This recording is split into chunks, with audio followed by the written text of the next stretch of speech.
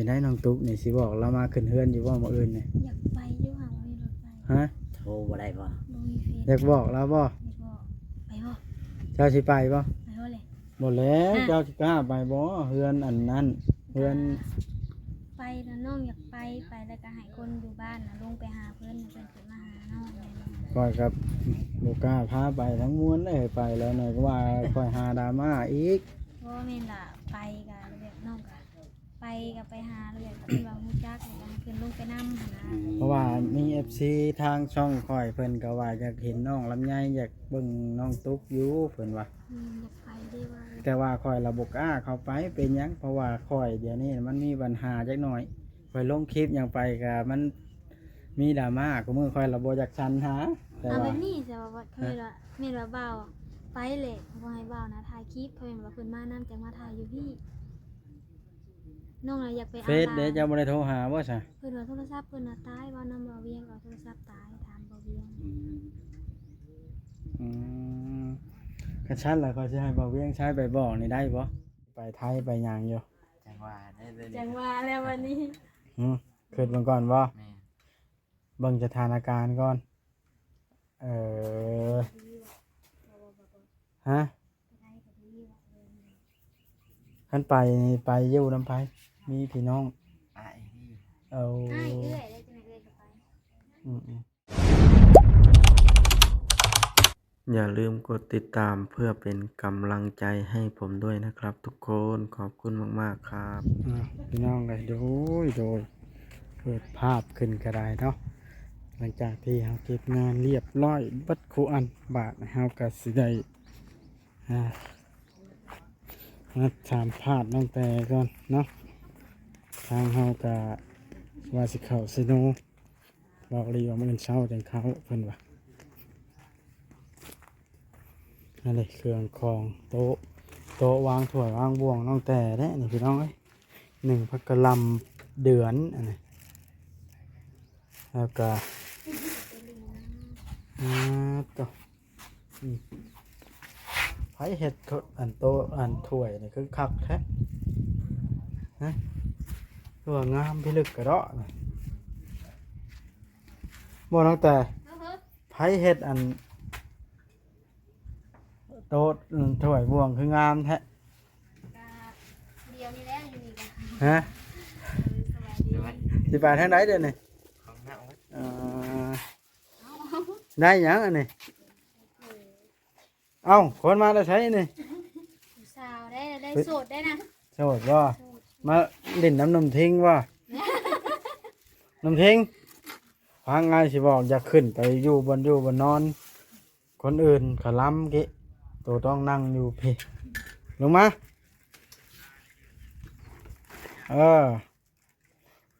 ต้องบนนอนต้องบ่แม่นบ่นั่งลิ้น เดียวว่าเมื่อ ไผ จำได้ว่าสิเขาสิน ว่าเราบ่ายจองกันแรงกัน เขาไปลิ้นนี่เขาไปเรียก ไปเรียกเล็กหน่อยหนึงที่ไปซื้อของไปให้แม่ตุทาอยู่พ้นสว่างพ้น โอ้เขาชิโน่เลยไปพ่นสว่าง ชื่อมาไว้มาอื่นเช้าจังสิเขาพ้นสว่างเลยทางเล็กซิปเอาไว้จะถามน้องบอยสิดอกกินนี่แล้วพัดพูดไปครับ เขาน้ำก่อน อันนี้สิเป็นอีอบพี่น้อง มันกินบ่เป็นฮะ มาหน่อยไหมน้องบอยมานั่งน้องแต่นั่นได้เกิบงามนะ เส้นเกิงนะ นั่นเด้แต่ว่าจะใช้เกิบงามเท่านี้ ใช่ มาแต่ไทยพอเจ้าเคยไปไทยเด้อบ่เดี๋ยวนี้ ใหญ่เอามา เอาก็อยากได้อยู่เกิบงามก็ซื้อคู่ละแสนนี่นะ เป็นไงน้องบอยอันแบบว่ามาอยู่เลยบ่หรือว่ายังสิไปไทยไปหยังอยู่ จังหว่าได้เลย จังว่าแล้ววันนี้ คิดเบิ่งก่อนบ่ แม่ เบิ่งสถานการณ์ก่อนฮะคันไปนี่ไปอยู่นำไผมีพี่น้อง อ้ายนี่ เอา อ้ายเอื้อยได้จังได๋เอื้อยก็ไป เฮา ฟังเบิ่งก่อนทุกอย่างมันราบรื่นก่อนเฮ็ดหยังก็ได้อ่ามันจังง่ายเฮ็ดหยังก็เนาะเบิ่งจากท่าทางก่อนสมมุติว่าไปแล้วตั้งแต่ก็ดีเซาหายดีแล้วโทรเอาเมียไปอยู่น้ำอ้าวยิ้มหยังอ่ะนะฮะ ชื่อเพอมาชูพัวกินถ้วยเดียวนี้เจ้าบ่พาไปเนาะชื่อจังไดเนี่ยฮะคือหัว ซื้อเพอกะ บ่ชื่อจังไดนี่ คูณ น้องคูณอายุจักปีแล้วน้องคูณ 13 โอ้ซ้ำกันกับอ้ายเด้อนี่ ซ้ำกันแบบใดวะ อันนี้ ซ้ำกันจักเทื่อวะ อายุซ้ำกัน ซ้ำกันนี่ประมาณ 3-4 เทื่ออายุของเจ้าอะไรจึงซ้ำกันกับเรา อืมยังบ่ฮู้สรุปแล้วเนาะน้อง คิดก่อน ตั้งรักก่อนเนาะอ่าทุกอย่างเว้าไปก่อนบ่ได้ต้องเบิ่งตามสถานการณ์เนาะ เดี๋ยวบ่บ่มึงมาสิลูก ยังไอ้นอนในอู่ไอ้ บ่เวียงมาเลย บ่ในอู่เหรอนะฮะ เฮ็ดบ่ ให้ผัวว่าปรุงให้กินเลยนี่โอ้ให้เมียปรุงให้กินเนาะบัดขึ้นเฮือนขึ้นชานจังเอาเตียงไว้นั่งมันจังบ่ได้บ่ทิ้งจังบ่มาหาเช็ดขี้มูกใส่เนาะ นาทิ้งอาบอยู่บ่น้ำนาทิ้ง เดี๋ยวทิ้ง ผู้บ่าวเจ้าได้นี่เนาะจองไว้แม่จังหน่อยบ่ทันเขาได้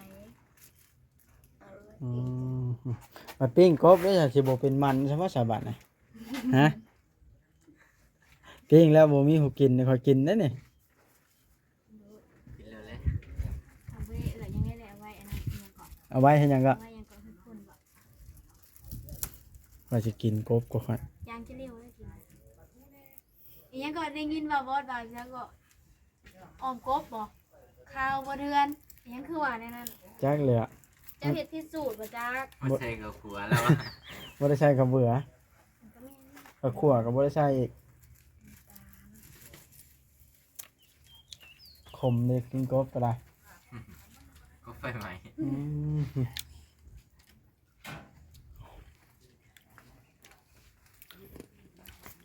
อันนี้ห้องน้ำสิตั้งบ่อนใดก็ต้องแต่ตามที่คุยกันกับเพิ่น จักหน่อยเพิ่นมาเพิ่นถามเพิ่นเองเด้อ เจ้าก็บ่ฮู้ว่าบ่คันเจ้าฮู้ก็เว้าแล้วแหละ จัก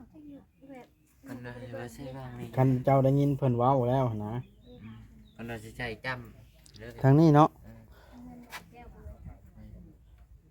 เอ่อ คุณคือเพิ่นสิบ่แล้ว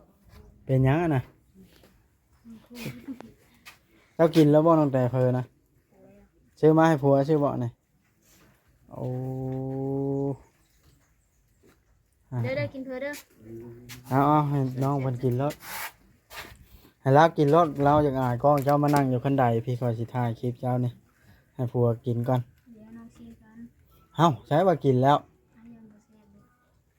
อ้าวก็ผัวเราว่าซิมเราจังหูจักเราเป็นหูกิน อันนี้เมียว่าแซ่บนะผัวมากินโอ้ยบ่พอน้ำปลาเท่านั้น กุ๊บสิไป อ้าวเสียงไผมานี่บ่จ้อย สบายดี บ่จ้อยเป็นไดคือมานํกันบัดนี้ขอยโทรมาบ่ แม่นบ่ได้จะหายกันมาว่านี่ ก็แล้วอยากให้มาแล้วจังโทรเนาะช่วยจักพันคือเยอะแท้นี่น้องแต่ เยอะว่าไผ ฮะ 30,000 อ๋อตัวข่อยสิไปแวะกินก่อนหั่นเฮียโกบ่เออ อยู่ใช้หันอีกบ่ ทางเมืองนี่เด้ข่อยสิไปแวะกินบ่จ้อยสิกินน้ำบ่ บ้านยังบ่อยาก บ่จ้อยนี่แต่บ่อยากกินน้ำเนาะ คนยังบ่ได้อยาก คันถ้วย ก็เพื่อนี่เจ้าก็อยากนะ คันถ้วยอัน 5,000ข่อยสิเลี้ยงบ่จ้อย มันบ่ อันนี้ถ้วยเท่าไหร่น้องแต่30,000บ่มี5อีกปกติ35 40ได้เผอบางห้าน50ข่อยกิน อันนั้นบ่ปกติแล้ว ห้านนี่แสดงว่ากระเจ้ายังบ่ขึ้นนี่เนาะ คือเรื่องที่ทางหาทัน แม่นบ่โอ้ บ่เสียปุ๋ยเรื่อย ลองมึงดูน้องบอย เนี่ยเจ้าจะตีดังด้วยจะเป็นคนที่ได้ยิน น้องอันอีหยังก็อันนี้ฮะลืมอีกแล้ว น้องคูณ น้องคูณกินแล้วจ้ะ กินแล้ว เอ่ กินเธอ อ กับไอ้บวกกูบ่าวเว้ย อันนี้นะอันหลานไอ้หมานบ่ แม่ โอ้โอ้ฮะจะปล่อยให้น้องบอยกินเพอกันโอ้ฮะหั่นโตะกับข้าวทางตัวน้องแต่เพิ่นเฮ็ดพอได้วางโตะวางประแดกแตงนัวโอ้เฮ็ดเป็นเว้ยวางอยู่เฉยเนาะบ่าวจอย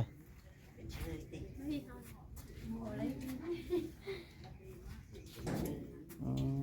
ม เจาะหน้าไปแล้ว แต่ถ้านั่งนี่ก็ได้แล้ว ขึ้นง่ายบ่น้องแต่เฮือนนี่เฮ็ดบันไดแล้วนะ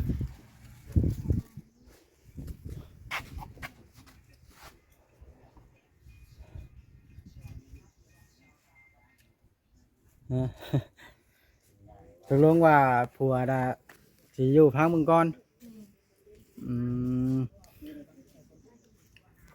ขึ้นไปสิไปเฮ็ดงานหยังน้องแต่ เขาหู้เลยว่าไอ้เป็นอาไห้ อืม ทำงานอยู่ไสนี่ ไทยบ่จอย อยู่ไทย เป็นไง จะไปนำ อาการฝนตกแข้งขา ปวดและมือเจ้านี่เป็นไข่ ไข้ยังเจ็บขานะบ่ ก็มันปวดหัวนี่เลยเฮาเมื่อยนะน้องเมื่อยน้องสั่น อืมแล้วอันมื้อไรบาทนี่สิไปกวด ก็บ่เฮินดอกขึ้นเพื่อนแล้วก็คือสิบ่เฮินเพื่อนขึ้นซ่านแล้วแหละ เอาสิไปซองเบิ่งไหมเนาะ แม่ อืม ช่องบางแล้วเฮาสิเอาออกบ่ ก็ยังได้ยังบ่เดือนนั้น แบบว่า เจ้ากับผัวมานี่ มีรถขี่บ่เดี๋ยวนี้น้องแต่ถามไปดิ บ่มี บ่มีขี่เลย เอ้าไปหาหมอใช่ไผพาไปชนะบาด จักแล้ ฮะ ยังบ่ฮู้เนาะนี่ก็นอกว่าไปก่อนก็บ่ได้เพราะว่า ยังบ่จักเนาะ ยังให้ตอบบ่ได้ อ่า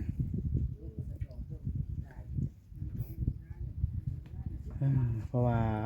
ได้ยินเจ้าเว่าเมื่อเช้านี่ว่าทางเบาเอ็นบอกเพิ่นนั้นมีผู้ใหญ่เพิ่นมาทางนั้นเนาะ จะให้พาน้องแต่ไปหาหมอบ่ อืม เออเคยคิดว่าเราบ่สบายดอก ก็บ่สำบายล่ะจังได้ไปแข่งขาซะแล้วก็บ่ย่างอันเย็กแล้วเนาะน้องแต่มีอันเอ้ยอันหนึงเพิ่นทักมาเอาเฟซเจ้าน้ำข่อยเพิ่นว่าอยากเอาเล็กเอาหยังออกจากขาเพิ่นเอาเพจเจ้าไปเพิ่นติดต่อไปแล้วบ่ ผู้เดียวก็บอกกับผู้หวานเงินมาแล้วเนี่ย บ่ดังหลายไหนก็ จังว่าจักว่าแม่นอันผู้เดียวกันนะบ่ข้อยก็บ่จักชื่อเอื้อยเพิ่น น้องแต่ก็งง นุ่มเลย ตั้งแต่ได้รับเงินแล้วบ่ ทำเลย ได้รับเงินกันโต ว่าจ่อยเอ้ย แม่นพี่เดีย ก็ ว เก็บไว้ใช้ในยามที่เฮาจำเป็นแล้วไปดูแลชีวิตเฮาแหละเนาะน้องแต่ เขาก็เอาไปพูดเขาก็พูดมันสิเบิดเท่าไหร่นะ อืม แม่นเพราะว่าบางเทื่อบางทีมัน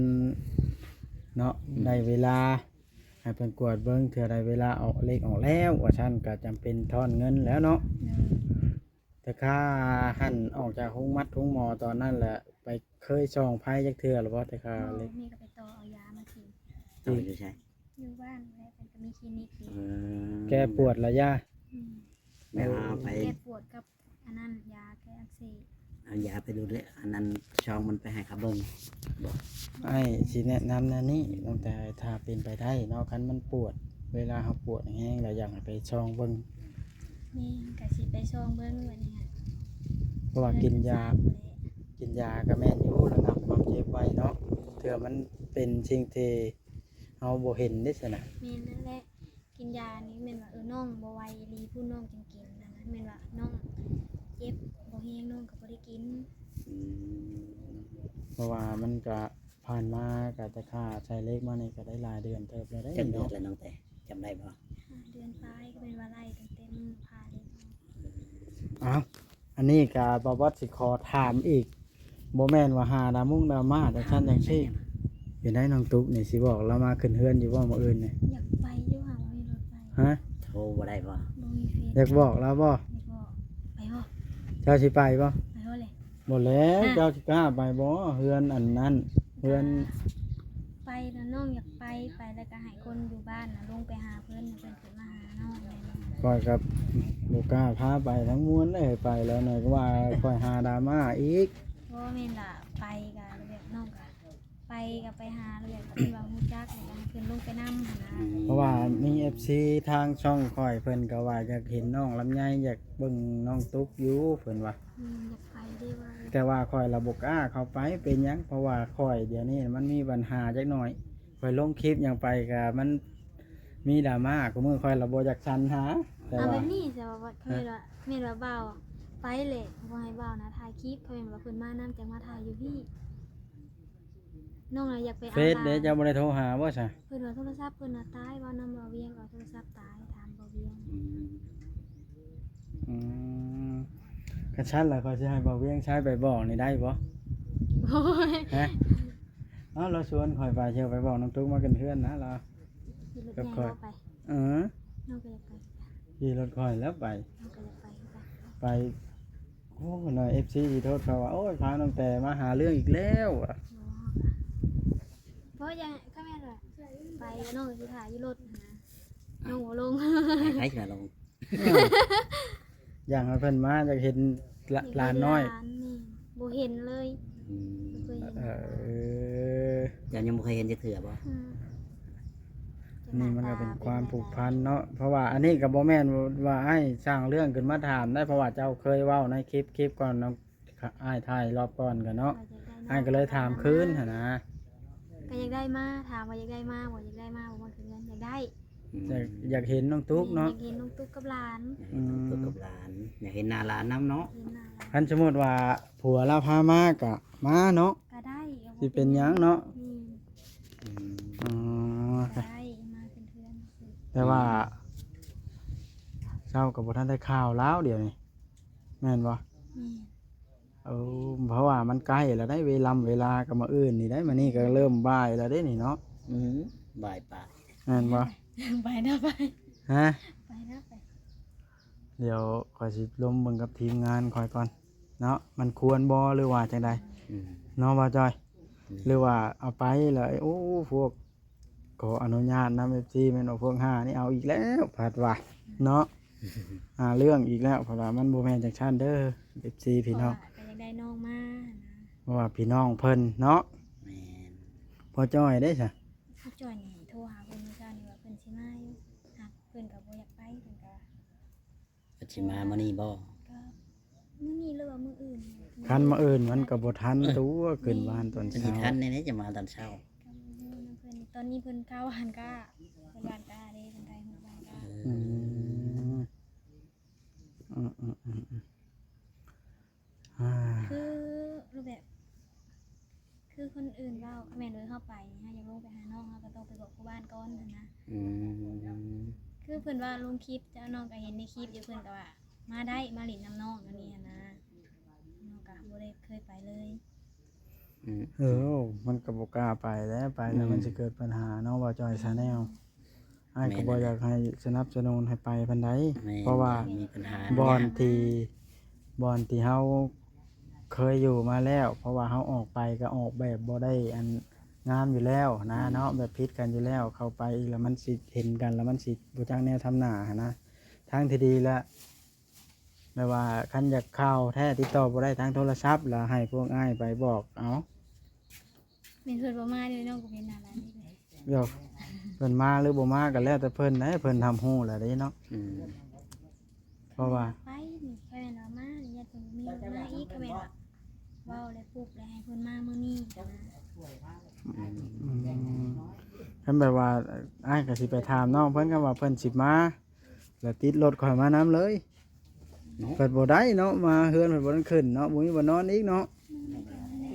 มานอนในกระล่างเทื่อลูกเราให้ได้จ้ะลูกเราแฮงน้อย เป็นเงินให้มานก่อนหั่นแหละก่อนมี บ่ ถ้าแม่ว่าน้องอะอยากให้เพิ่นมาย้อนอยากน้อง ปรับความเข้าใจกับน้องอยากเว้านัวหัวม่วนในยามตัวเองมีความสุขเนาะ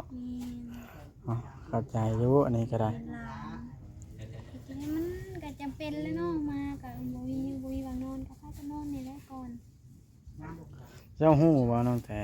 อันนี้ก็บ่แม่นว่าอ้ายเว้าเรื่องเก่าความเก่าเนาะอ้ายลงคลิปไปเวลาอ้ายถ่ายเจ้าเนี่ย FC สิหาว่าอ้ายเนี่ยหาเรื่องดราม่ามาให้เจ้าอยู่หั่น แม่นเห็นอยู่น้องก็เห็นคอมเมนต์อยู่ เจ้าอ่านเป็นบ่ กาตัวเป็นตัวบ่ มันเป็นจังได๋เจ้าว่า เจ้าก็คิดแบบนั้นบ่ ก็บ่เลยเฮานี่ก็รู้แบบส่วนไปคิดมันเนาะรู้แบบคนเนาะก็บ่ฮู้ว่านิสัยเพิ่นเป็นแบบใด จุดประสงค์ที่อ้ายถ่ายคลิปแต่ละเทื่อละครั้งก็เพื่ออยากให้เจ้าเราได้รับการช่วยเหลือน้องแต่เอ้ย อืม เจ้าเข้าใจบ่พวกนั้นไปยอกไผน่ะไปยอก ถามชื่อพี่สาว ว้าย